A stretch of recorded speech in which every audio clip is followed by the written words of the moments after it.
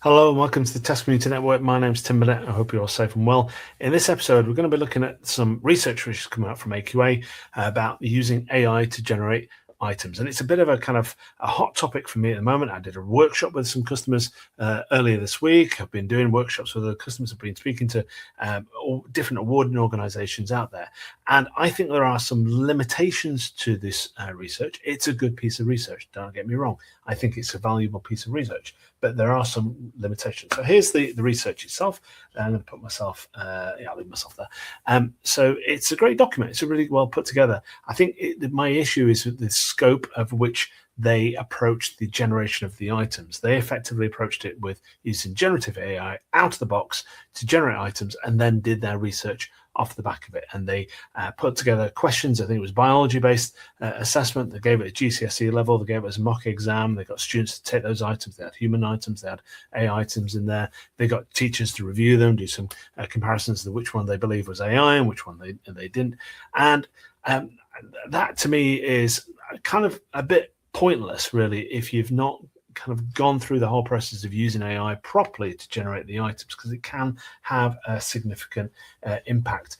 And one of the reasons why I've kind of got my kind of head in a twist about this one is, but I did this research sprint last year, started last year, and generated a report of it. You can access this report here as well. So that QR code at the moment will take you to the AQA one. This one here now will take you to the this page here, which is you can download my report, and it looks a bit like this here. So you've got a guide for sorry, not that one, research sprint guide for using AI to generate MCQ items. This is a kind of an ongoing topic area, and I think it's one that's progressing.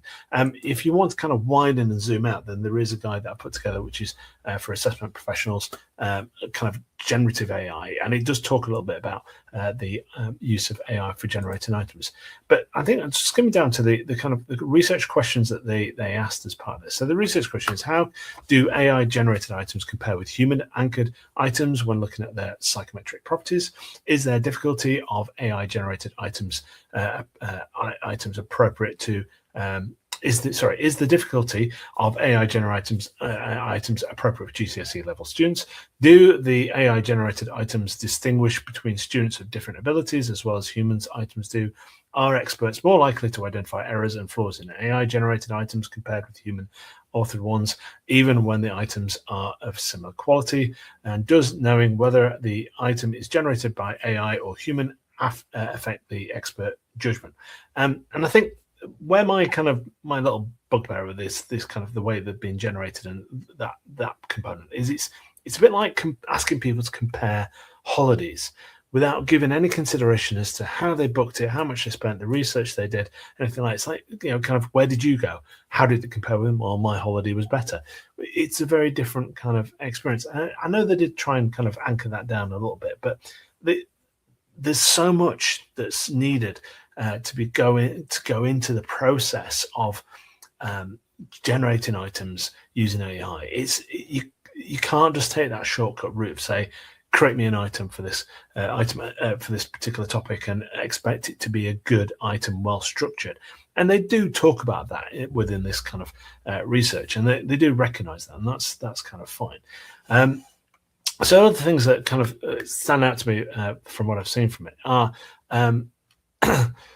the mark schemes. They point out the mark schemes are one of the biggest risks from the process, and they kind of explored the idea of creating the mark schemes with AI, and whilst they were reasonable quality, I think for some of the lower level marks, so 1 mark answer options, when there was a higher number of marks within the question, so a more difficult question in that respect, then the question itself was weaker and the mark scheme was weaker.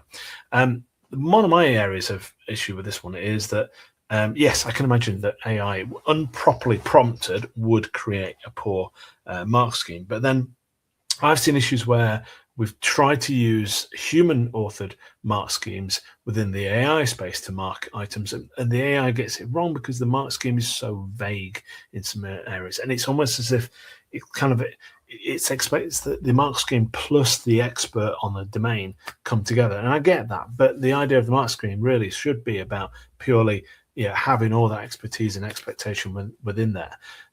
So it just makes the whole thing a little bit too subjective sometimes, and an AI just can't really deal with that, and therefore can't use human-generated mark schemes as well. I do think it's a great piece of research when they look at the aspects of command words and difficulty of the items that are created. And one thing that's been known for a while is that MCQ items, for instance, in terms of the distractors, it does struggle to make the distractors, because the large language models have been trained on to be correct. And they find difficulty in coming up with incorrect options unless you feed in plausibly incorrect information in there. So feed in that expert knowledge at the start of that process. And I do think there's kind of a big part of that.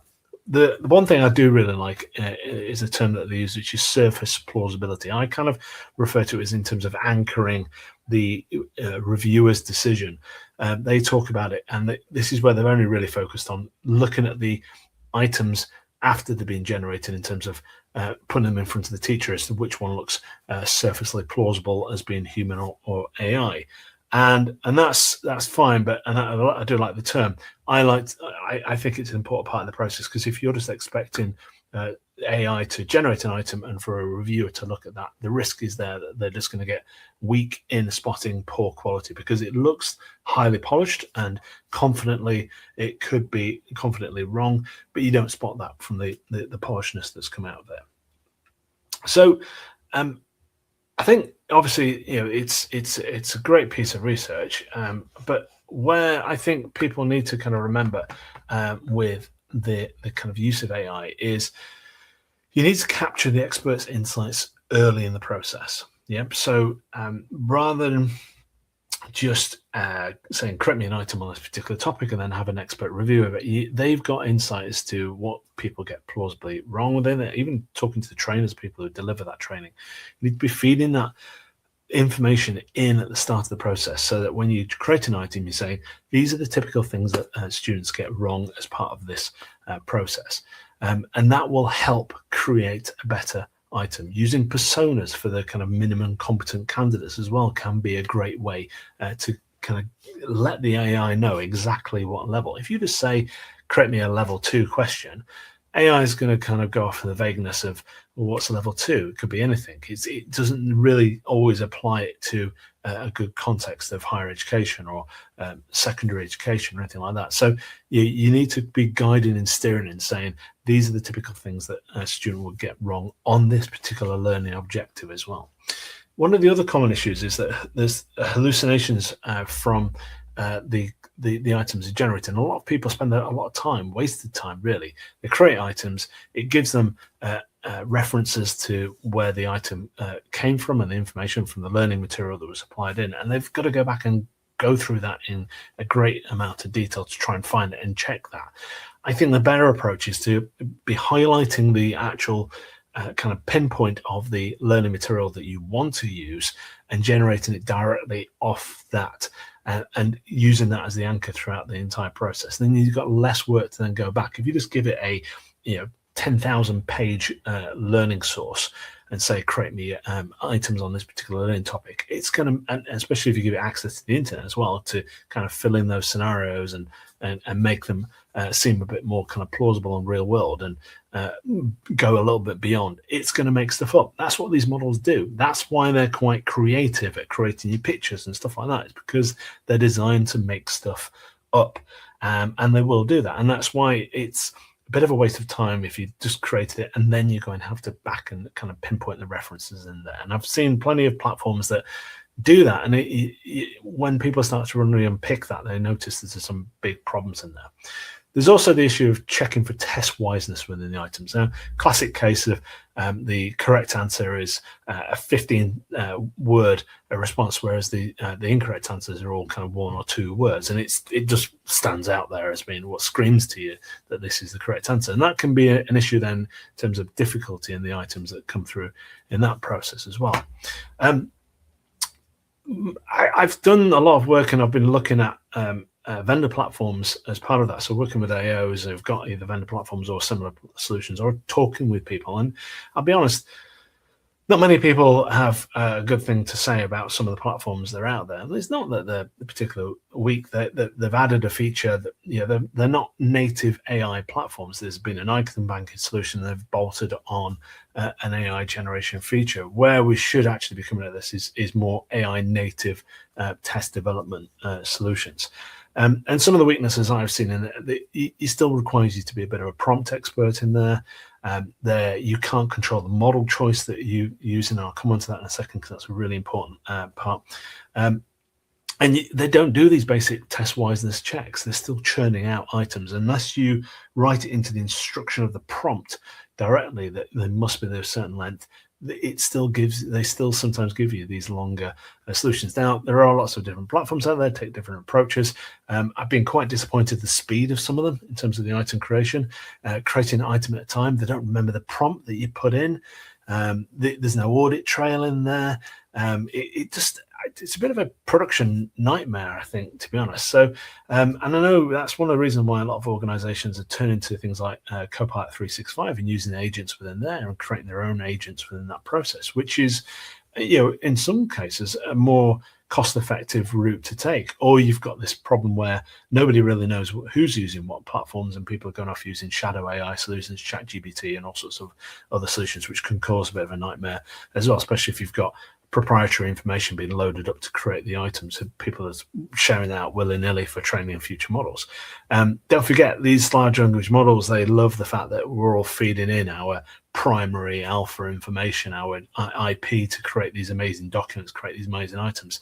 Yes, they're not training on, but they're learning a lot from the work that you're doing, the way you're interacting, and the information you're giving into those solutions. Some of the points I just want to point out then are that there is a great difference between assessment managers and the SMEs within the process. The assessment managers are technical experts in the construction of the item. The SME is the domain expert in that process. They're not the same person, and there is an issue that if one does the job first and then the other one follows up, then you potentially get what looks like plausibly correct items, and you could get lazy SMEs that are looking at items and going, yeah, it looks about right. If they're not putting any effort into the process, then you've got to be really cautious about that.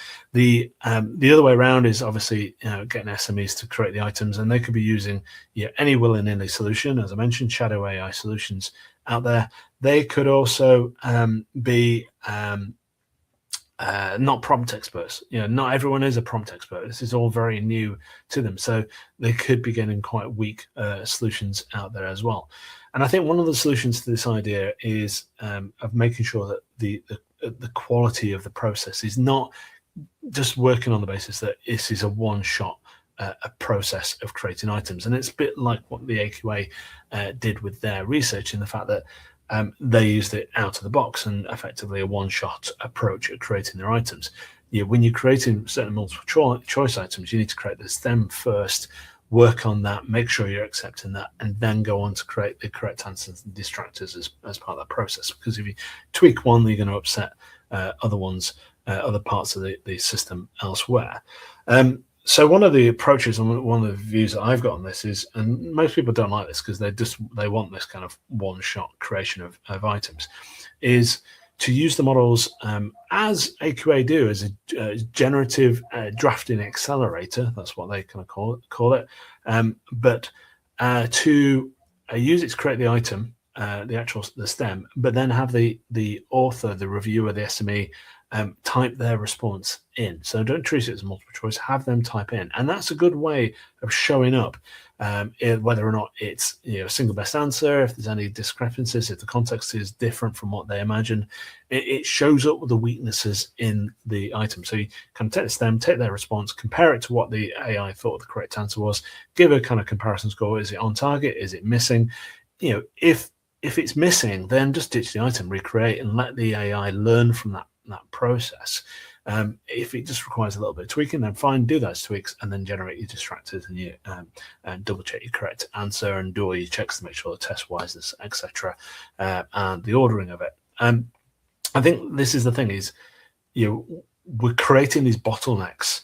We're creating thousands of plausibly looking, reasonably good looking, polished items, and then pass them on for review, and they're falling down all over, you're getting 50% acceptance rates on it. That's just a flip of a coin, So you're causing more work downstream by not putting the effort in at the start. And I think you're potentially adding weakness into your process as well. Like I said, the one thing I really did like from it in the output from the AQA report is generative AI is best treated as a drafting accelerator within controlled assessment life cycle, not as an autonomous author. And I think people need to get over the fact that, yes, the dream was to have an AI slave that go out and create you thousands of items and you just churn them out there and everything would be fine. We're not at that point unless you've got a dedicated trained model for this based on your subject domain and the process of creating items as a kind of trained psychometrician within there.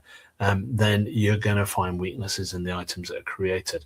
And we, to train your own model to do all that, yes, there will be people that will be exploring that within certain domains. But, most people have only got access to the likes of OpenAI, Claude, or some of the solution that's out there. Some of you may even be using DeepSeek or one of the open source solutions, which is, okay, fine. If you want to go down that route, don't use the API version, use the local model, local version of it. It will be slower, but at least you're not kind of sharing your IP out too far. And then that's where I kind of lead on to the idea of model choices. Now, this is what I've done to help you with this. So I'm just going to go off screen. This is my MCQ leaderboard approach. And the idea of the MCQ leaderboard is to just challenge really all the AI models that are available out there to see which ones are the best at creating high quality items. And I've tried to make it as easy as possible. So we've got some scores coming in. Some people have been using it. It's very new and very fresh. I wouldn't necessarily trust all the scores in there at the moment. But the idea is that assessment professionals like yourself should go in there, contribute, create some items, score them, and then we'll start to see a better picture as to how well these all work. So let's go back to the homepage. You can try it here. So, and in this space here, you can use the prompt structure to create an item. So you got learning outcome, level of scripture, taxonomy. I don't let you upload any materials into them, partly because of, I'm obviously going to be using DeepSeek and other solutions that you might be a little bit hesitant about sharing your materials with, but also just to add a bit of consistency. You can, if you want, use your own custom instructions if you want to create your items that way.